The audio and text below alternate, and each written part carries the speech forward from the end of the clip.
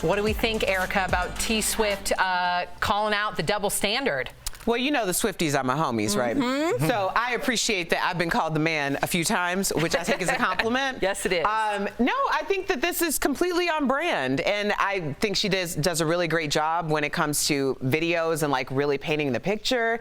And I think the message is timely, and I know a lot of people are drawing comparisons with Beyonce's "If I Was a Boy," which I think serve the same purpose. Obviously, Taylor Swift and Beyonce are two totally different artists, and I think that both songs can coexist. I do too. Yeah. And there's another part you just saw. If you saw Leo on the yacht, you know, with all of the models, that was another point of hers. You know, we never really shame Leo with how many beautiful women he's dated. In fact, people celebrate him. But then with Taylor Swift, that's all people do is they go after her saying, how many different men are you going to date? So she highlighted that double standard as well. Did you guys like it? I like the message as a dad of a daughter.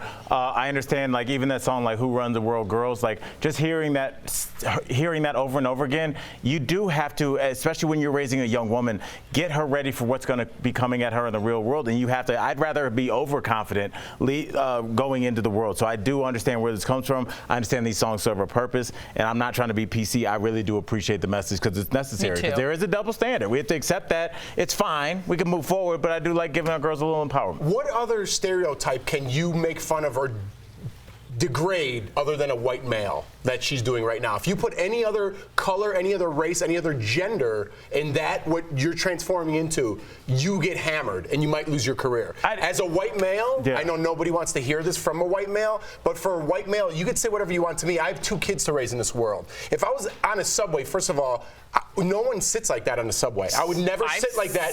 You're ashing on women. I stand up for a woman on the subway, okay? Right. But it's okay to perpetuate these stereotypes for my kids coming into this world. There are 2 white boys that are coming to this world, and they're going to stand for women too. All these stereotypes that you're seeing in this video are offensive. And I understand white men, who cares? I have no feelings. I have 2 sons that I really do care about. You don't have to worry about you, though, I push back on that. Hold on. I say this. I feel like, Sam, Jeff does have a voice on the show, and I think, Jeff, you do speak for a large part of this country. So I think the only thing I'll say is I think that I do care what you say. So that's what I'll say. Listen, we can read you, Jeff, in 1.2 nanoseconds that you're a good guy and that you don't mansplain and that you don't take up space and that you don't that you're not part of that problem. And believe me, there are a lot of great white males out there that do not fall into the category, but unfortunately there are a lot of white males that do fall into that. But with discernment, we know who the good guys are. And I get it. Erica, chime in. Well,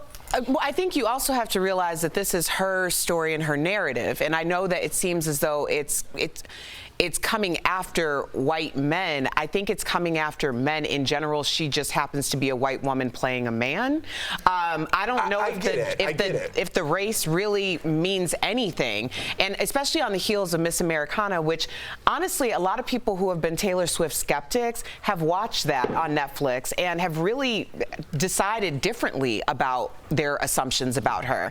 So I do think it has to do with more of her story and her narrative. Yeah. But I can understand what you're saying. I just think that it's about her story. That's fine, but it's like world's greatest dad. That's my dream. Like, I'll put that on my vision board. Guess what? That's and you're making fun of that? No, don't worry. Yes, she is. Listen She's to me. Trust me. So why can't I have? Everyone else in the world has a voice, except for me. Trust me. Your actions. Unfortunately, Jeff, you do fall under a category that has benefited from their privilege for so long, and some of them have become so entitled with it that they take advantage of that privilege. Thank God you are an ally, and you and your actions are changing that perception. So all you can do, Jeff, and I know it must be frustrating, all you can do is continue to be you. And let me tell you, that rings so true, and your actions are way louder than your words. So trust me. I get it, and I'm going to get hammered for this. No, you will not.